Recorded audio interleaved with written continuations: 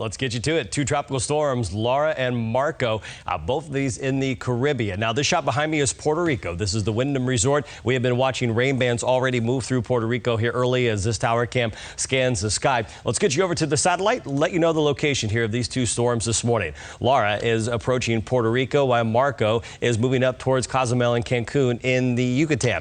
Let's start with Laura because this is the one that we're going to be paying attention to here over the next couple of days. Right now, the 5 o'clock advisory has winds still at 40. Most of the convection and wet weather is back towards the east over the Leeward Islands in the U.S. and British Virgin Islands. Pressure still above 1,000 millibars and that movement still fast at 21 miles per hour. The Puerto Rico radar this morning shows those rain bands moving through. Right now, San Juan getting a little bit of a break, but some heavy rain from Barbuda up towards, again, the U.S. and British Virgin Islands, St. Kitts and Nevis, also picking up some wet weather here early. The forecast track, I know it's what you all want to see here early. We're going to stop this at Monday afternoon. The interaction with the greater Antilles, such as Haiti, Dominican Republic, and Cuba, will weaken this storm and keep it from intensifying rapidly until it gets in the Gulf of Mexico. And when it has a chance here to move as a Category 1 hurricane towards Louisiana, we will still pick up wet weather and the possibility of some severe weather here in southwest Florida. So let's get you to Marco. This storm moving up towards the Yucatan and the Yucatan Channel. The forecast track with this one, 45 miles per hour now.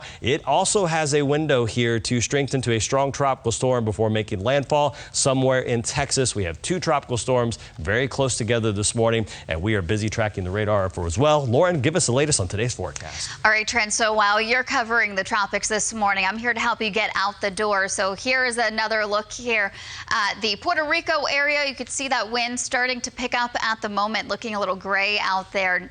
Now, right now, if you take a step outside, things are a little more quiet for us at the moment. You can see things are dry across southwest Florida. We do have some very light rain pushing to the north of us, so really nothing to worry about. And headed south just a little bit further, picking up on Doppler radar, a couple of storms brewing out in the Gulf. But again, if you're headed out the door for your early morning walk, maybe to run some errands, nothing in the way for that right now.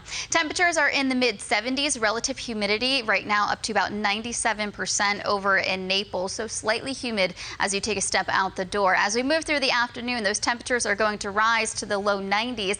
I think our 24-hour forecast here might be a little bit off. Some of us are probably going to see temperatures closer to 92 degrees, but you could see those icons. We have a stormy weekend ahead of us, and our predictor does reflect that. So moving through the morning, you could see quite a bit of cloud coverage, that primarily easterly flow meeting with that developing sea breeze, going to pin most of the storm action for today west of I-75. Inland areas still going to pick up a little bit of rain and an isolated storm after sunset, not completely out of the question. Then on Sunday, it looks like kicking off in the morning, early lunch hour, we do see a little bit more sunshine, scattered storms and showers again through the afternoon and evening. And then Monday is when we'll start to see the impacts of Laura.